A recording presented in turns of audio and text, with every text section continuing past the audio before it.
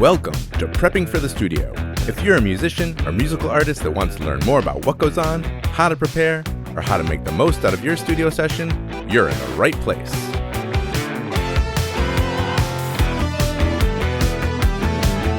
Prepping for the studio. Episode 3. Roy and Brian get into planning out your tracking session. They cover various ways you might go about recording your songs, with pros and cons of each. Also, should you hire session players? A discussion about analog versus digital recording lays bare the realities of each. Thanks for joining.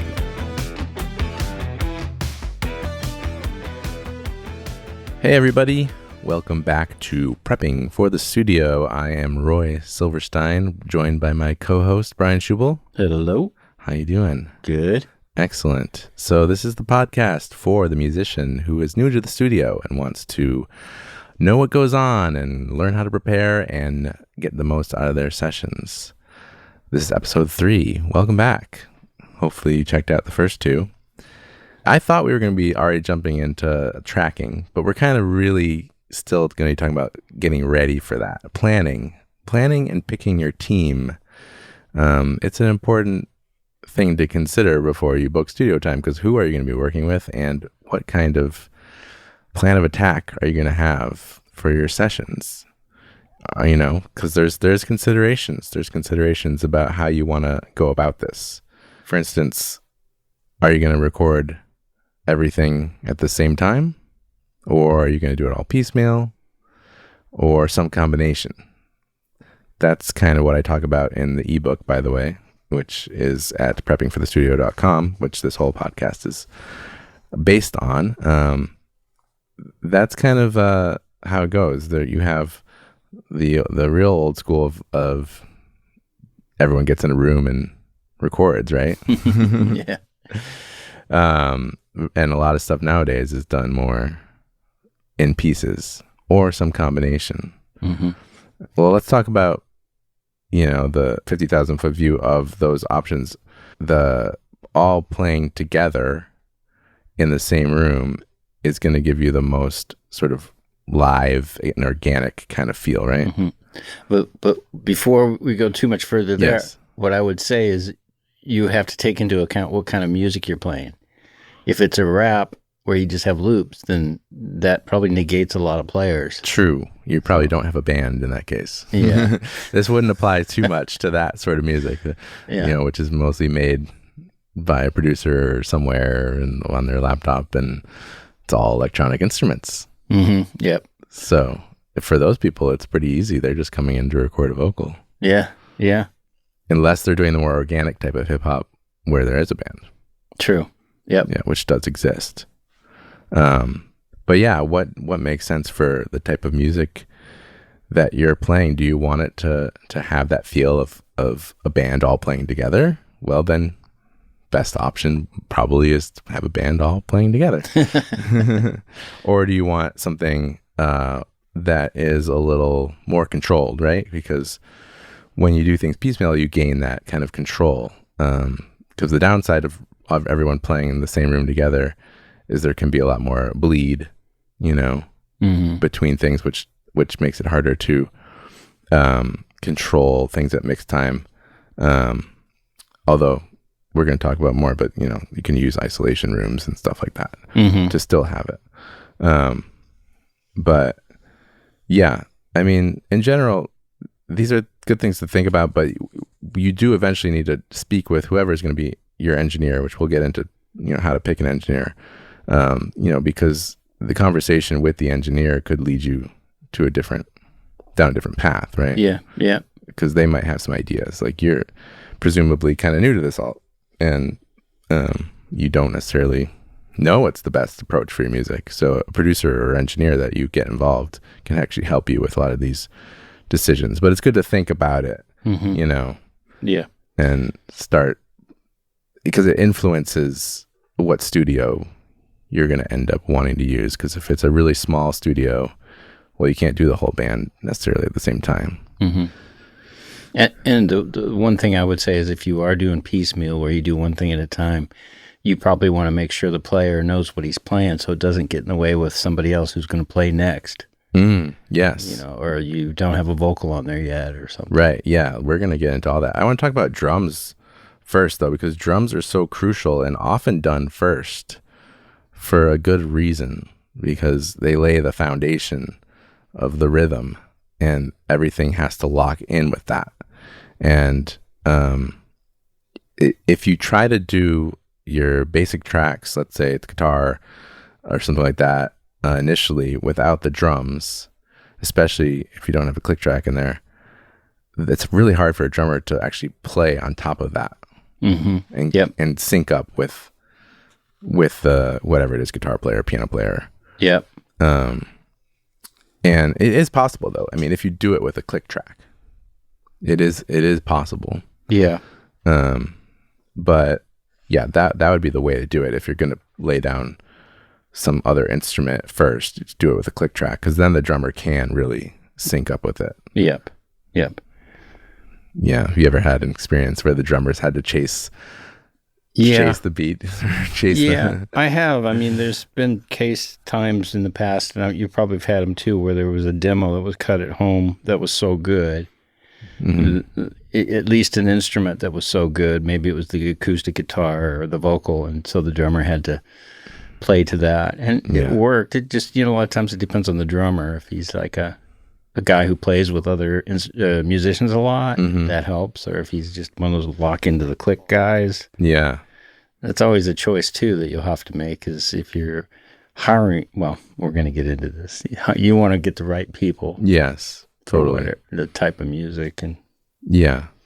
Well, the other reason that drums are done first is, well, a lot of times you want to do them all together. Let's put it that for all the songs, because the hardest thing to record, I think, is drums. And it takes a lot of mics. It takes a lot of time getting the drums tuned just right. It's tricky for the engineer versus many other things to get it all sounding just right. So that whole setup time is greater than it is for guitars, bass, vocals, and everything. So a lot of times you're going to want to do those drums first and knock out all the drums for your record. Yeah. And then you have to get performances after you get the setup. Exactly. Yeah, which can be tricky depending on the skill of the drummer. Yeah. So, yeah, usually this is totally fine to do all the drums on one day or back-to-back days, and you have the same drum sound, the same consistent sound, and you have a very efficient use of your money and time, because you don't spend another, chunk of time sometime later setting all that up again. I mean, the only thing I can think of, if you're going for one song that's like a totally different drum sound, then, maybe it's not that big a deal to have a different day that you do that song on, because you would maybe need a totally different setup anyways. But I hope I'm not jumping ahead, but I think one of the things I would recommend if you're going to do the drums first is to always have the songwriter or a vocal on there, even if it's a scratch or an acoustic guitar or just something. That is exactly the next thing to talk about, Brian. Thank you. That was the what do they call it when you wind up to the next part? Yes. No, that's it. Yeah. You don't just do drums by themselves to a click track. That's silly. I mean, I have seen people do it. Metal. Metal, or even this like indie band that I worked with. That was kind of like, there was one guy who was the main guy, and one time he came in to record, and that's what he did. He just literally played to nothing but the click. He knew how the song went, and he just did it, and I was like baffled. Yeah, because I hadn't heard the song. Meanwhile, in his head is all these different parts, orchestra. And... Oh yeah, he was that kind of guy who had many band members. And so it turned out great, but that's very rare. And also, I think it's better for people to play together, at least some people to play together, so that there is a chance that there can be playing off of each other that's happening. Some dynamics to the playing. Yeah, agreed very much. Yeah. Some little nuances that the drummer can react to whoever else is playing with him, a guitar player, bass player, piano, whatever it is. Absolutely. Yeah, I think it helps with the feel a lot. Now, it could be that you record a scratch track of these things beforehand, and bringing them to the studio if they're done to a click, and the drummer could play to those scratch tracks. Or, I mean, that is a possibility, but I think it is better if you can to have someone playing live with the drummer. So there is that face-to-face, human-to-human interaction there. And it's like you said in the last episode, you were saying how doing a demo at home. Sometimes if you do those demos at home with click tracks, you can bring those demos into the studio and work off of those, but you're basically replacing everything. Yeah. But there may be a few elements that are really in the pocket that you really want the drummer to hear, so he could listen to that as he's playing or whatever. And then you could sing live or play acoustic live, or just for the drummer to kind of feed off of. Get the feel right. There are all these little tiny nuances that might, that they would catch if they're playing with someone versus just playing to a click or whatever. Yeah. Where that 2/4 bar is right there at the end of the verse. Make sure they catch it. Yeah, they catch all that stuff, the little accents, things like that, So the drummer could play with just even the bass or just guitar, or guitar and scratch vocal or whatever. Or you could have basically the whole band there with you, and you're not necessarily intending to keep all the other instruments. You maybe the intention is just the drums or just the drums and bass or something like that you're actually keeping. The rest of it's just for the feel.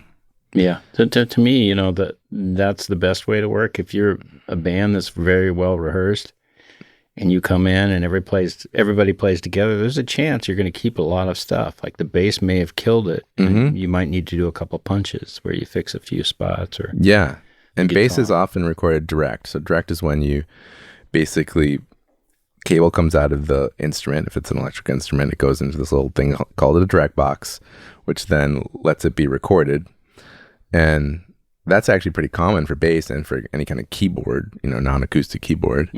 That's you can still actually reamp the signal later, which is when you take that direct signal and then you run it into an amp and mic the amp if that's what you want to do. You can do this with guitars too. So guitars can be recorded direct with the intention of potentially keeping the performance, maybe. If they nail it, and then reamping, or there are these amp simulators and stuff like that, which some people use, and certainly you could use them, while you're recording, just so there's some feel of an amplifier because a direct guitar with nothing on it sounds pretty terrible. Totally, that's right. It sounds pretty bad. After all, it is creating a vibe that makes the best for the song. So if you're playing with vibe, meaning you have great sounds in your ears and your guitar is sounding awesome, then you probably feed off of that and do a better performance. Totally. Yeah. And recording direct, of course, also eliminates the potential for any kind of bleeding between instruments because that's just a completely isolated signal. So that's nice. So that's not a bad option, Yep. And it lets the engineer focus just on the drums, really, mostly, because they can quickly do a DI on a guitar and a bass pretty fast. And then they can just focus on the drums and spend their time on that. And if you get a good performance out of your guitar or your bass, and you want to reamp it later, then you can do that. Yep. And you saved yourself time. Yeah. You don't have to redo it. Right. Or maybe you end up going back and replacing it, but Exactly. Which, maybe you're going in to double it or something, anyways, but yeah, that's kind of how you deal with the drums. I feel like, these different options. Yeah. One of the things that I feel like got lost in the years of, recording with what you have and maybe on a budget is the idea that you have a snare drum that's playing, although now sampling is such a big part of live drums even. But back in the day, we would choose snare drums for the song, key of the song, the vocal, where the vocal range is. Sometimes the snare can be right in that same area, and it could cover the words, or right. And that I always thought that was a important part that really isn't looked at that much. But now with mixing, you can blend a sample in, or you can change it with samples so easily. Maybe it's not as crucial. Right. Yeah. Obviously we have more tools at our disposal. Is what I meant to say. We have more tools at our disposal now than ever. On the post end. Right. Fixing it in the mix. Yes. I mean, it's not the best way to do it, but it is more time efficient. Yeah, and this drummer may only have one snare, so you've got what you got. You might be limited to just that. Yeah. Back in the day, though, you'd probably have spent, a day on the kick drum or something. Yes, we did. Yeah, and rarely do people have budgets for that sort of thing. Yeah. But having a few snare options is kind of nice, and then when you're actually tracking with your whole band and with a scratch vocal even, then you can actually maybe evaluate, is this snare right for this song? Yep. You can make those evaluations in real time and then change it out. Yeah, because like if you're doing a ballad, you may not want a piccolo snare. Mm-hmm. Boing, boing, boing. Yeah.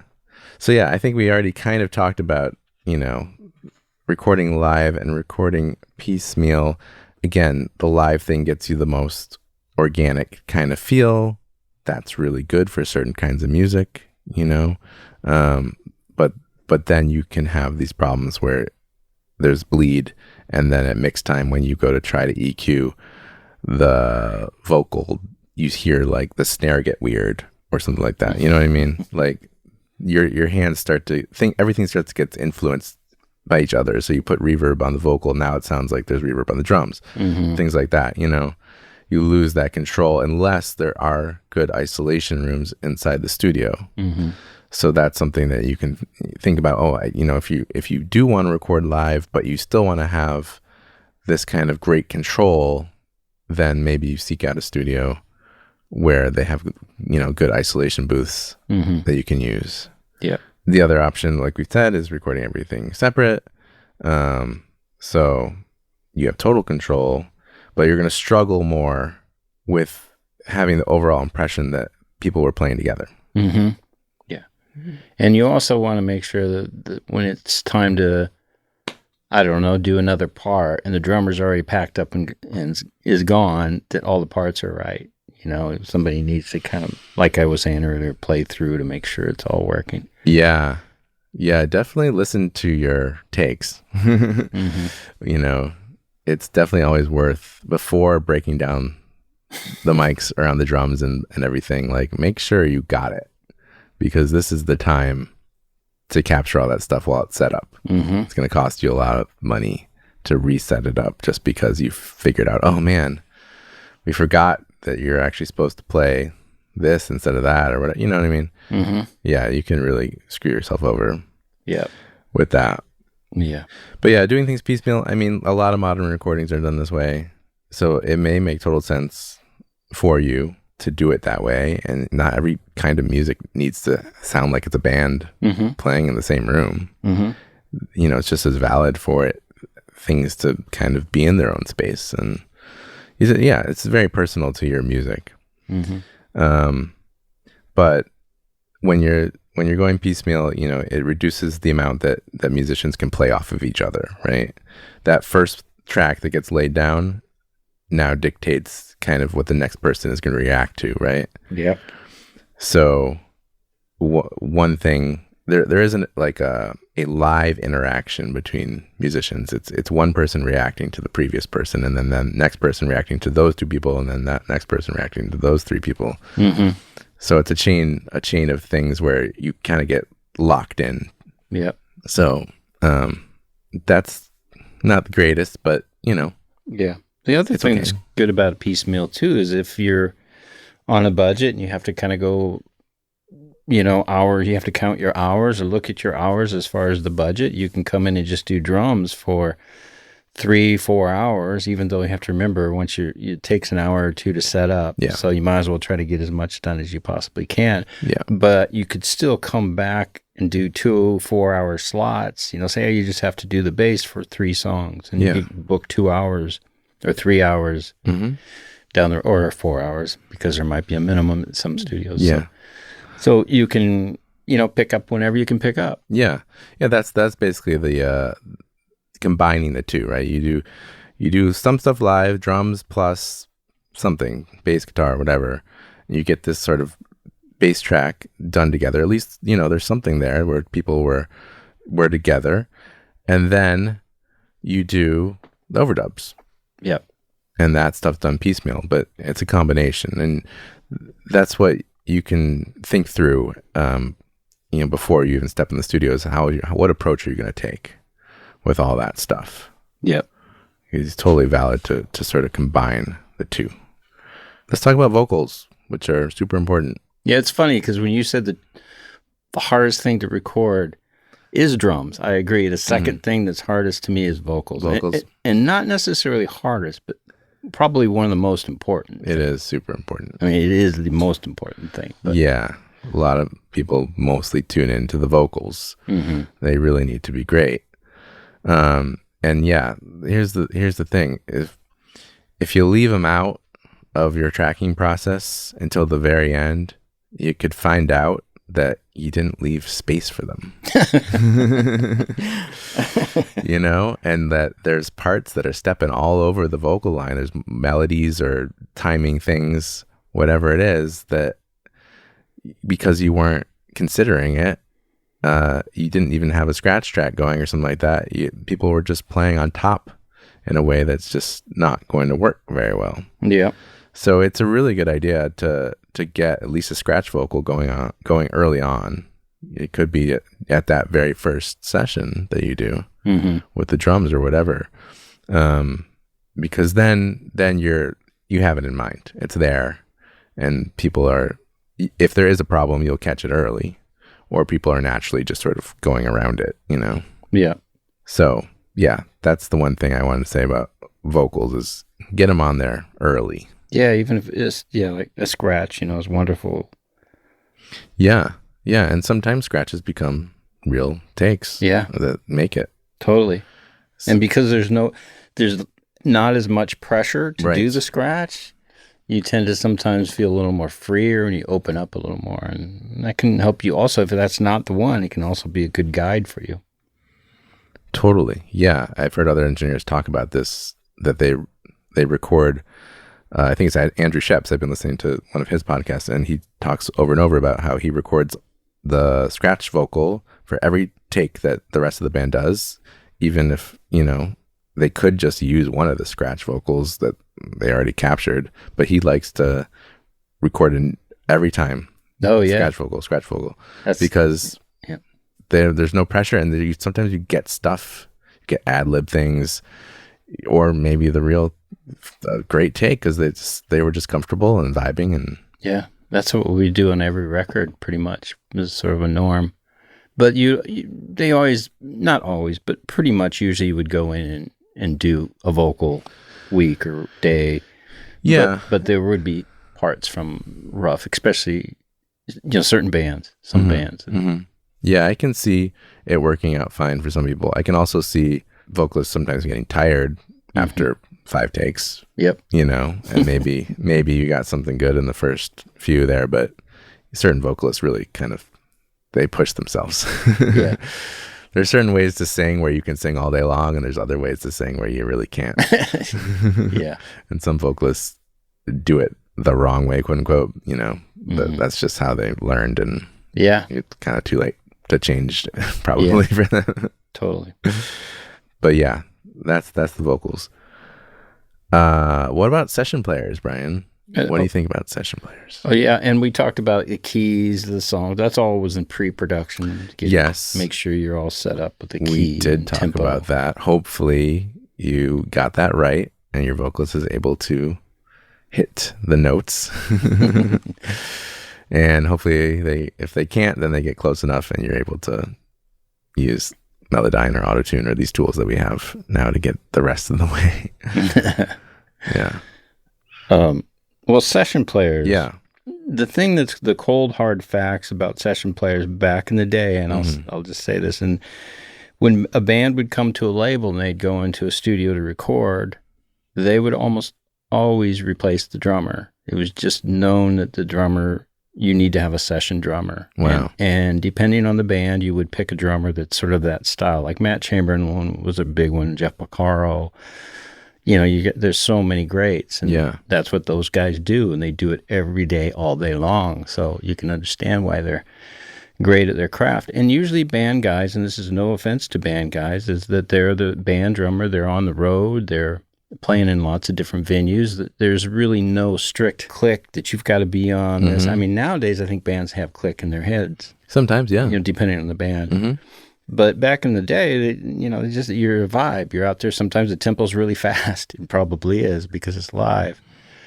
So that was usually almost a pretty much guarantee, and it was really sad for bands who were bands where the drummer doesn't get to play on the record. But yes, that would be a little bit of a sore spot, I think, for some people. Yeah, and then it could trickle up to the other players too. And I'd imagine so. Yeah. There might be someone in your band that is a weak link. Let's be honest. It's possible that you just know that they're going to struggle to really play their parts. They're okay live, they're a cool person to have in the band. Like they got a good luck or whatever. They're fun to be around. I get it. But when it comes down to recording, sometimes it can be worth it to put a session player in place of your band member. Yeah. And that can be a painful conversation that you might have to have if you're the leader of the band and making these decisions. But you might find that you're the person that needs to be replaced.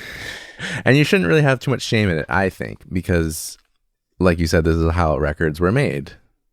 A lot of times, right? Yeah, and a lot of times the guys who were really wanting to learn would be the guy who's sitting there watching the studio musician play his parts. The drummer would sit there. The drummer from the band would watch the session. And he was doing the smart thing. He was learning from that. And I think that's the better way to look at it. Whereas, you could go off and pout, which you might do anyway, because it is hurtful. Yeah. But in the long run, it's really best for the song. It's best for the band. And you learn from that. Right. And I don't think there's anything wrong with that. I mean, that's just... It's still your music. Yeah. And your song. And... you want to present it in the best possible light. And sometimes that means session players. Now, also you might need a session player because you want an instrument on the record that no one in the band plays. That's right. That's good. Yeah, totally.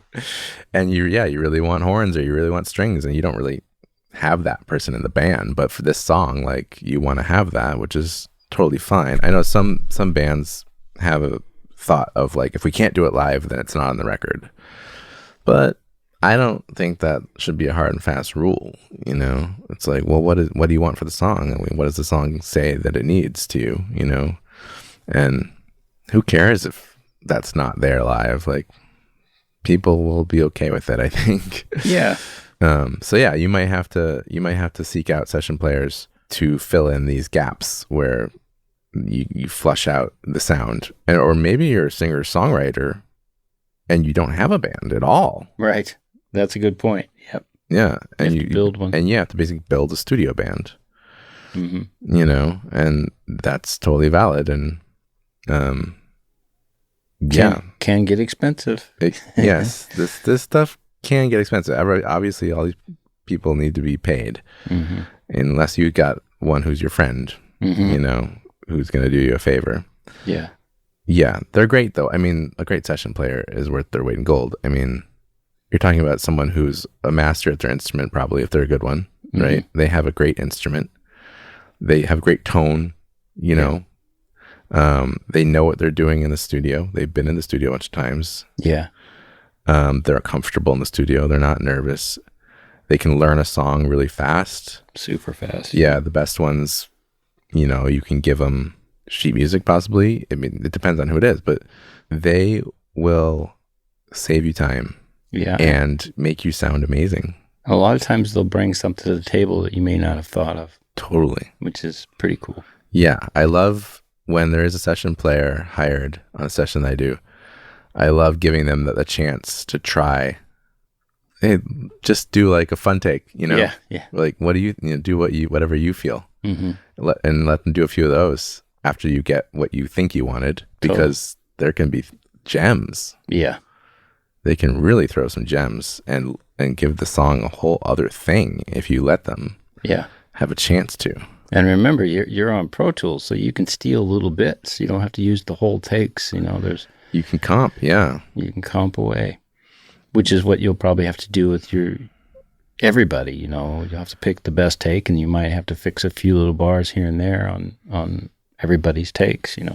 Yeah, I had a session player come in to do a pedal steel, and he just played down the song like a bunch of times, and I just comped together a performance that sounds amazing, because he didn't know exactly what he wanted to do, and he wasn't like the most best pedal steel player in the world. Like, he was making mistakes as he went, Yeah. But man, when I comped that thing together, Yeah.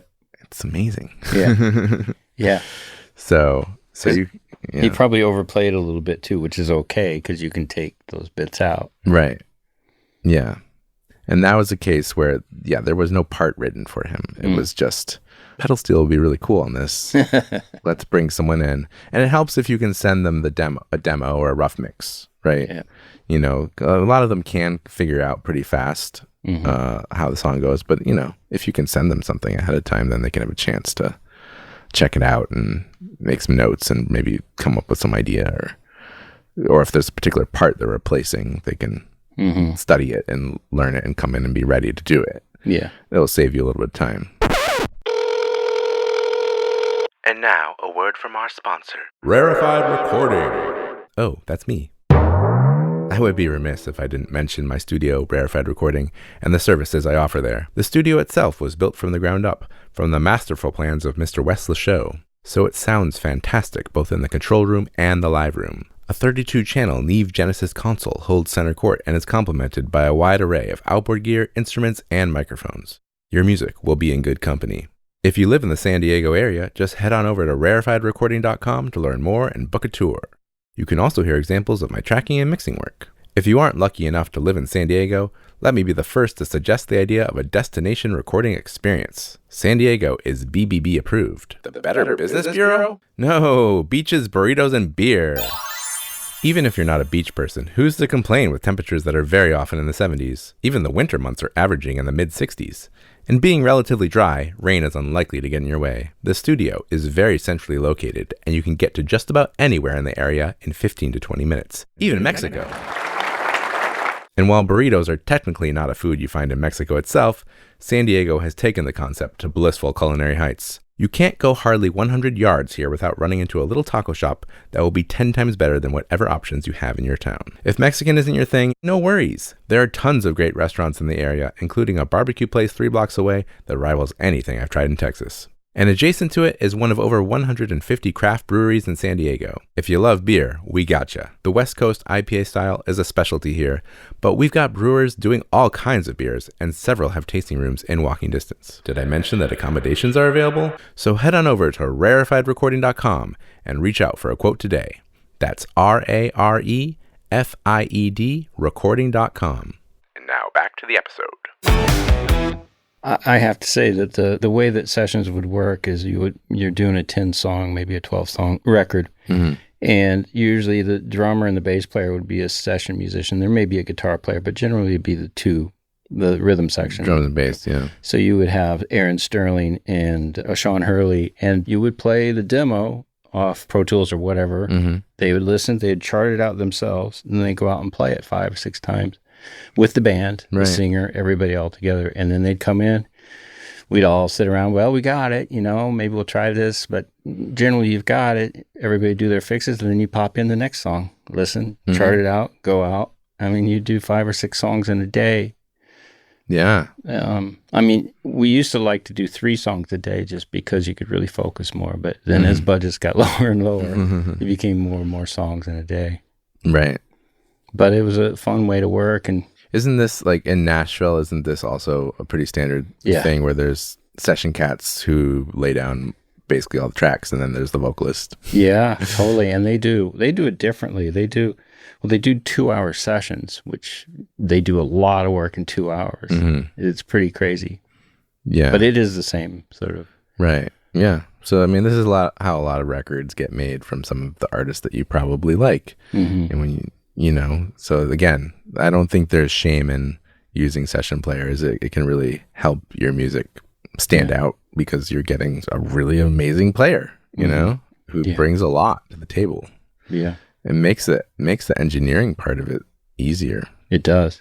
It's amazing. Like, because you can take a drum kit, mic it up, get good sounds, and then put some other drummer on there who's not so good. It's the same drum kit, it's the same mics. Yep. But they don't sound nearly as good as the other guy, or same with piano even. Like, I've experienced that where it's like the piano player gets on that piano over there and they're just like, it doesn't sound that great. Yeah. And some other piano player steps up and is like, oh, man, that's amazing.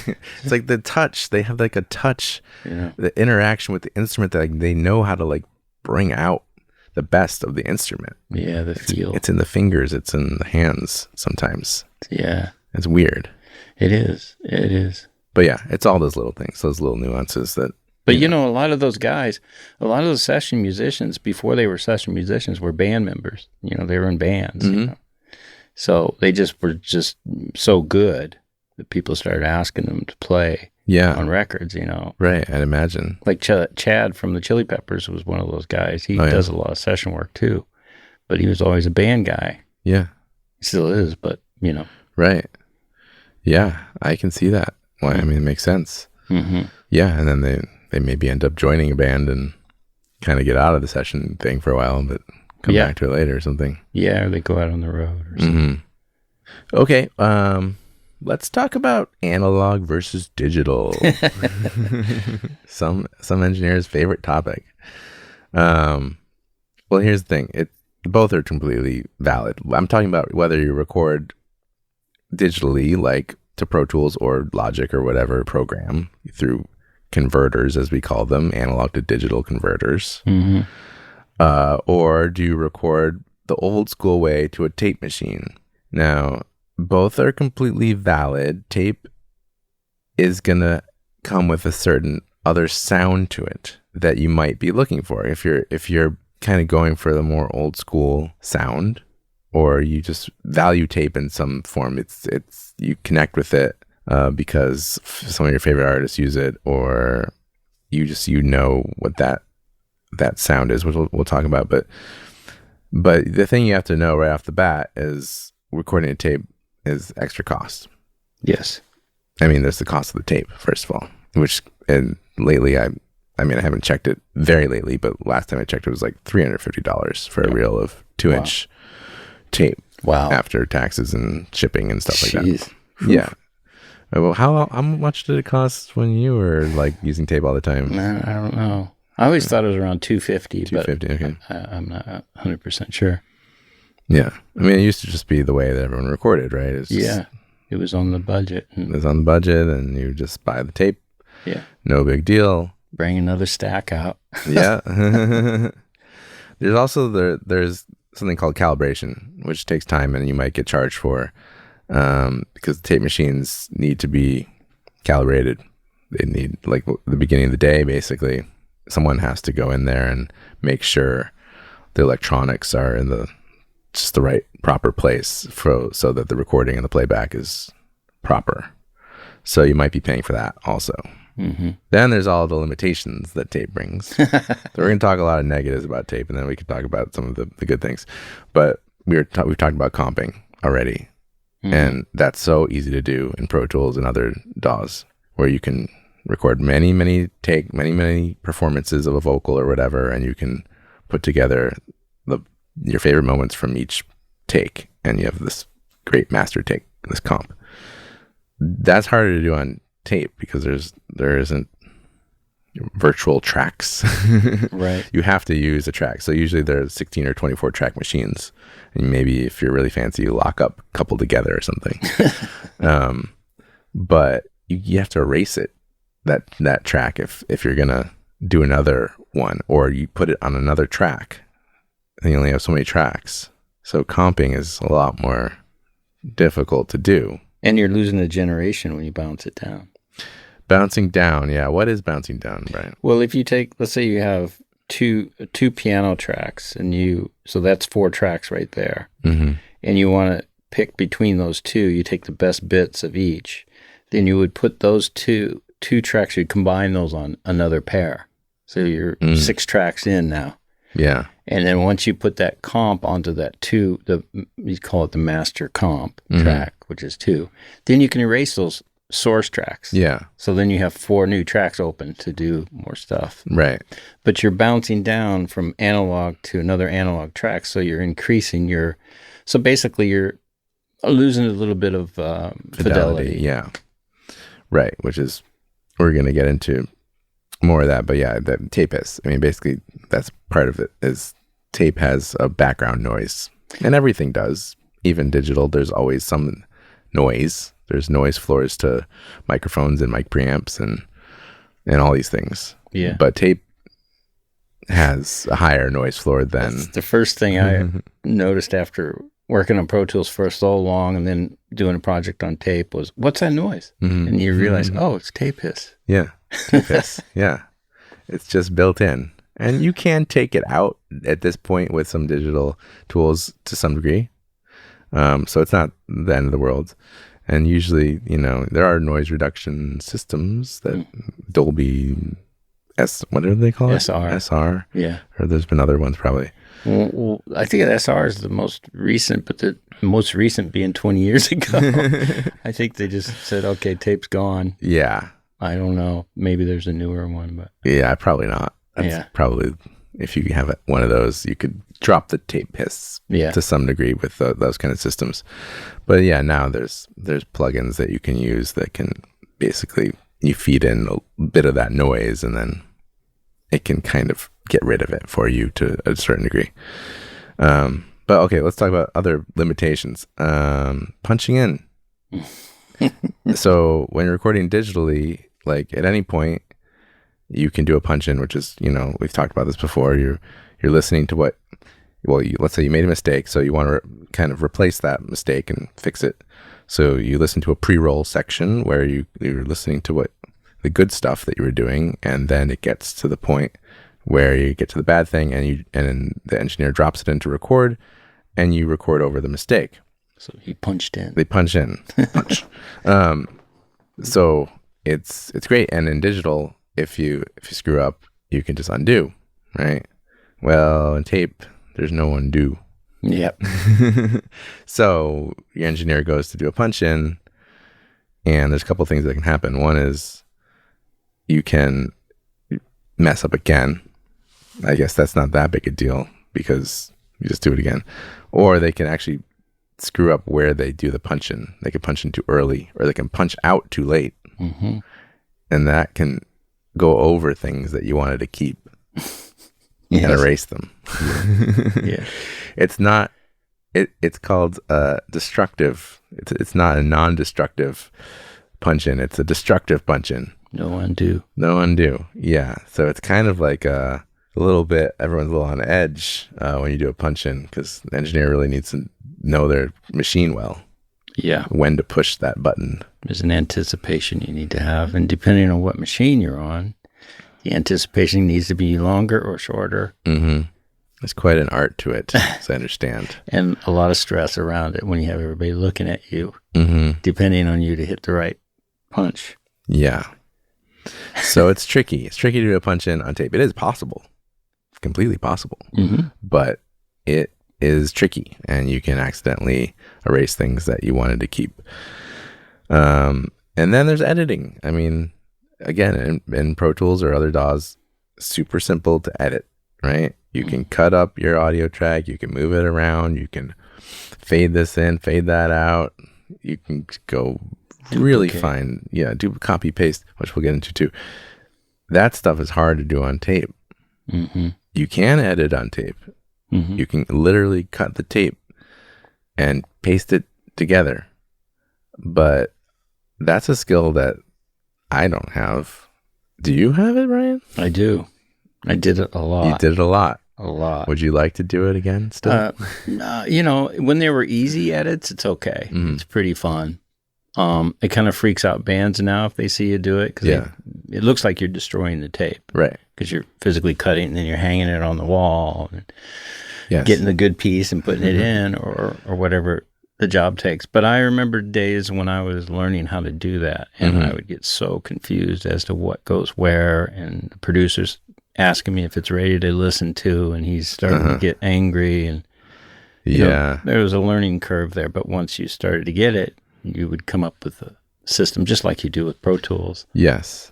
But it was probably a lengthier procedure than any Pro Tools editing. Yeah, it was like send the band to the lounge for a while, let me do this, and then come in. I'll play it to you when it's ready. But right, and mistakes were possible, right? Absolutely. And sometimes it wasn't your fault. I mean, because if you're not on a click, the tempo could be messed up. So you're putting in a piece where it may be faster than what the tempo is that you're putting it into. So there were things like that to think about, but that there was some trial and error there. So whatever you did, this is the hard part: is you have to remember how to put it back to the way it was. Yeah. So sometimes you're taking lots of pieces out. Yeah. And the other thing we would do too is if you wanted the chorus to come in a little quicker, we would take slivers out of the tape. And there was a record I did that. We did that so much that it was it was crazy, but it worked. Wow. So you could get the drums to come in a little quicker by taking, maybe a quarter of an inch out. And then they put it together, and the producer would say, "Oh, take another quarter inch out." So you slice a little more. But you keep those little slivers. Right. So it is possible to undo, but painful. Yes. Sounds like it would be painful, at least. Yeah. And copying and pasting, also possible, right? Yeah. But difficult. And then you're losing a generation. You basically need another machine, right? Yeah, to make a copy. Yeah, you have to print something to another machine, then cut that out. And Now, in the days of Pro Tools, when Pro Tools came out, when we were all analog, what I used to do with my Pro Tools system is I would have it follow the tape machine. So if we needed to steal a part or whatever, I could put it to Pro Tools and then put it back to tape and then cut it in. Smart, yeah. So there's different things you could. Nowadays I always say you never say no. There's always a way to do something. Yeah. If somebody wants to do it. Right. Well, I should. There's some things you just may not be able to do. Yeah, but you can try. Yeah. But guys like you are rare now, as far as people who can actually edit on tape. I can't do it. Most of the engineers that I know can't do it. I know one guy in town who can. There's probably more in LA that can. But it's harder to find an engineer who can even do these kinds of things on tape. Yeah. That makes sense. Yeah. So I think they still teach it in school, though, don't they? Just for the sake of it? Maybe. It depends what school, probably. Yeah. Yeah. So yeah, there's all those downsides to tape. Now, the good stuff about tape. Let's see. Oh wait, no, I forgot. There's other downsides. One of them being, talking about this editing thing, just to finish it out. So if you are going to record a tape, if your engineer isn't comfortable editing, but you still want to record a tape, you're probably going to want to capture entire performances from top to bottom. Yeah. That's just going to be how it probably has to go down, unless the engineer is like, oh yeah, no problem, I can edit. Which, isn't always a bad thing. Forces you to keep it real, play it all the way through. But that's just how it is. Yeah. Here's the other thing about tape machines is they're old now. They're all 20, 30 plus years old. So they break down. They're like mechanical machines, electrical and mechanical machines. And it's happened to me with because I do have a tape machine, which when a band really wants to do that, then we do it. But, it's happened to me where the machine something goes wrong with it in the middle of the session. Or it's like, you can't use track 3. Yeah. Or track 3's out or noisy or whatever it is. Yeah. That's what happens with these machines. They're much more prone to errors and to breaking down mid-session than going digital.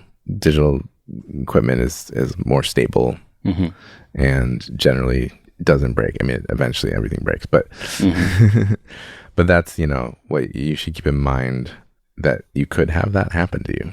Now let's talk about the good stuff. Well, Yeah, or go ahead. the one thing that is cool, well, this might be part of the good stuff, Yeah.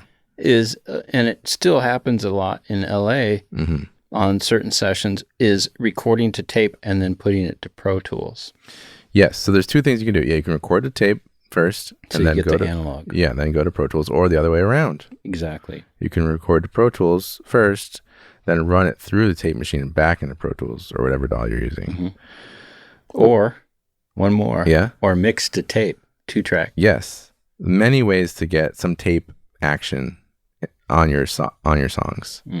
And you might want to, because now let's talk about why. Why would I even bother? Because, well, tape, I mean, it has a cool sound, right? It has a natural ability, to kind of smooth out some sharp transients, for instance, to reduce some of the high end that sometimes you don't really want. It's fatiguing, right? Piercing. Adding some harmonic energy, some good distortion, if you will. Good compression. Yeah, beefing up the low end, because tape machines always have what's called a head bump. It's just depending on the speed of the tape, it's going to be a different frequency, and the machine, it's going to be a different frequency, but you get this kind of low end bump thing that's cool for your kick drum and your bass. So yeah, there's these things about it that sound cool for certain types of music, The other thing, though, besides the sound, is the experience. I think is different, at least. It's fun. Yeah, because you kind of are pushed more into performance. That's good. Because like I said, the editing is difficult. It takes time. It's a different experience. Everyone is a little bit more on their A game, I think, when they know they're recording the tape and they know that we really need to get this. We can't be lazy and copy and paste the chorus. Yes. Or whatever. You know what I mean? I like that. It's more human to record on tape a lot of times, because you don't have the option to do those little things. Yeah, you can get lazy on Pro Tools. Yeah, you can, because you can. And musicians know that they can. And so they know, oh, whatever, just, Copy paste my first verse to the second verse. Yeah, totally.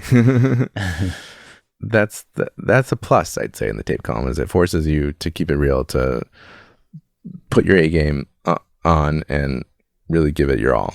Yeah. Also, in my experience working with it, is suddenly the screens are off, right? That's a good point. And we're so visual humans that anytime there's a screen, your eyes go on it, and that's like taking up a lot of your brain power, is looking at the screen, when music has nothing to do with screens. Yeah. Music is all ears. Yeah. And if you can eliminate the screens, suddenly you're more focused on what's important, which is the sounds and the performance of the music. And it's great. I love it. Yeah. But you have to be a tape op then as well. You have to know where you're going. Yes. I was the king at that. I mean, I did a really good job at always knowing where I was on tape. Yeah, you have a counter. 16:42 is, I think, when the roll is done. When you let the whole roll wind out, it's 16 minutes and 42 seconds. It's right in there. But when the roll would go off, I'd always write that on the flange. So I knew when I put the tape on, I'd put the counter at whatever number that is, and I rewind, and I could go back to whatever part of the song I want, or whatever take. Very smart. Yeah. Yeah, you had to keep good notes as an engineer working on tape, I think, because, yeah, where's the chorus? Where's the bridge? You had to mark the time. Because luckily there were timers on these transports. But yeah, you had to keep track of, if you did like multiple takes of the song, like where's take one, where's take two. You don't want to erase the wrong thing. Yeah, that's right. There's other guys in the old school days, they would take the mute off when you rewind so they could hear the songs go backwards. When you rewind, go and they could tell where the chorus was. And yes. And the different takes easy to tell because there'd be a space. But. Right. This reminds me, using tape slows your session down, for better or worse. Sometimes for better. Your ears. It gives your ears a break. It gives your ears a break. Yeah. As opposed to recording digital, it's like it's always ready to go and record. So you can be like, all right, let me try to get the chorus or whatever, and you do it, and then you're like, let me do it again, and it's like, okay, you're in record again. It's like, oh, I didn't even have a chance to like breathe. Yeah. Whereas with tape, you'd have to rewind. Yeah. So the bad is that your session might take longer. You might need to book more hours if you're recording to tape, because the process is inherently slowed down by this rewind or locating function of the tape machine. Putting up new tape and yes, cleaning heads. Yeah. You know, every so often that would have to be done. And yeah, it's a slower pace. So, you know, that costs you money, but it's part of the experience that can be beneficial. That's the thing about tape is, it has its pluses and it has a lot of minuses. Yeah. Do you find that when you're using tape that people start looking at you like, where's the music?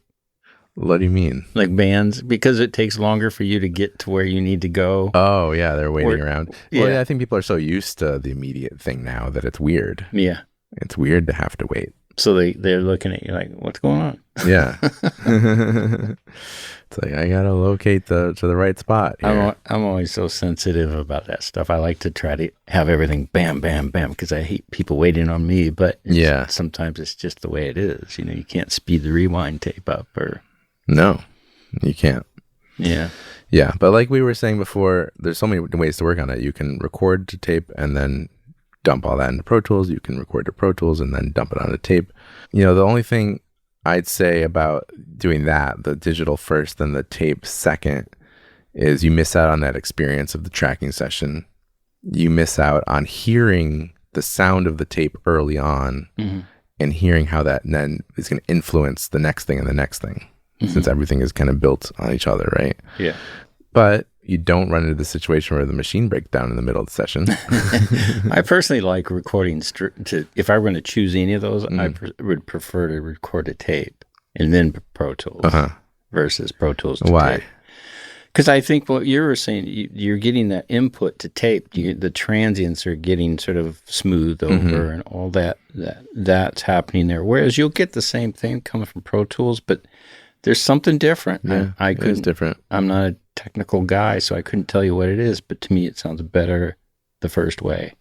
Going into tape recording first. to tape first versus recording digital and then dumping it. Yeah. You find that there's a difference. I find that I prefer going to tape first. Yeah. There might be some technical reason why that's true. But, it's always like the mic pre-outputs are driving the tape machine versus a converter output. Like maybe it's some technical thing about the impedances or, who knows? Yeah. And then there's just the reaction as an engineer to what you're hearing. It's interesting with tape because like the first playback can be quite like, whoa. Yeah. You know what I mean? Because you're listening to it as you're getting sounds and you might be listening through the tape machine, but it's not hitting tape yet. It's just going through electronics on the tape machine. So you're hearing it a certain way and you hear the band play down the song and then you go back for that first playback and you're like, whoa. Yeah. Oh, it sounds different. Yeah.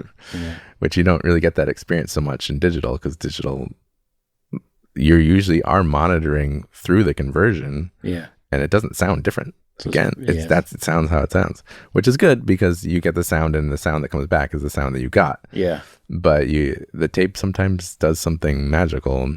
So. And sometimes it's not as good as you would like. Yeah. I mean, I've heard engineers talk about that they love digital because they finally were getting the sound that they got, It wasn't changed. Right. And that's what they wanted. They didn't like tape. And a lot of engineers do not want to go back. Right. For a lot of reasons. Obviously, there's all the calibration and issues and blah, blah, blah. I think I told you that I worked on a project where the artist wanted to go to 24-track tape, and it was the same sort of thing where I was talking about the pianos. That was what was in my mind. We'd done 2 sets of pianos, and she wanted to punch in on one. When she realized that we had erased the part that we were fixing, she didn't like that. And then something else came up. Oh, wanted more tracks.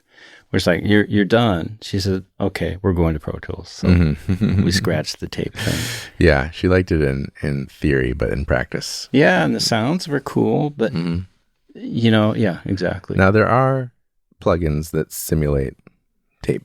Yeah. There's a lot of them. Yeah. So you can get a close approximation to what tape does.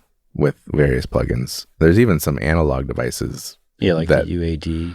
Yeah, UAD, it makes 800. plugin. Yeah, the ATR 102 plugin I use a lot myself. Mm-hmm. And then there's some analog boxes that try to simulate tape too.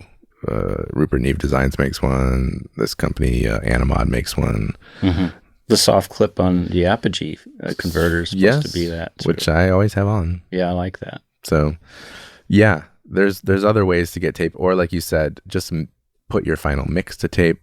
At least you get something there. It's a little different because it's the whole mix. It's not all the individual tracks getting that coloration. Yeah, but it's still a way to get a little bit of that going if you want to do it. Yeah. Now, the other thing I was going to mention about tape, if you're going to multi-track, there's also the choice of heads. Do you want to go to 24-track or do you want to go to 16-track, which gives you even a wider track that should be sonically better. Yes. And there's even 8 tracks. Yes. They're probably hard to find heads for that. But yeah. So I have a 2-inch machine that was originally a 24-track, but I decided to put a 16-track head stack on it to get a little more beefiness out of it. Cool. Yeah. That's what I would do too. So yeah, that's, I think, about all the time we have for today. Cool. Thanks for listening. Please subscribe to the podcast, and we're going to come back for episode 4, talking more about things that you need to do for putting your team together, how to choose a studio, how to choose a tracking engineer, that kind of stuff. Now that you kind of have a plan in mind, it's going to influence some of those things. Like we said, if you want to record the tape, do they have a tape machine? That would be important. Anyways, thanks guys. Thanks for listening. Yeah, thanks. Catch you on the next episode. Cool. That's our show for today, folks. Thanks so much for listening to Prepping for the Studio. If you enjoyed this episode, please leave us a 5-star review on whatever platform you listen to your podcast from. And don't forget to subscribe and tell your friends. Episode info and my ebook, A Musician's Guide to the Recording Studio, are available at preppingforthestudio.com. If you have any questions, feel free to reach out there. Prepping for the Studio was recorded and edited at Rarefied Recording by me, Roy Silverstein. Theme music written by myself and Ariel Levine. Performed and recorded by Ariel Levine. Many thanks to my co-host Brian Schubel and you. Best of luck to you and your musical endeavors. And remember, as Alexander Graham Bell once said, before anything else, preparation is the key to success. We'll see you next time.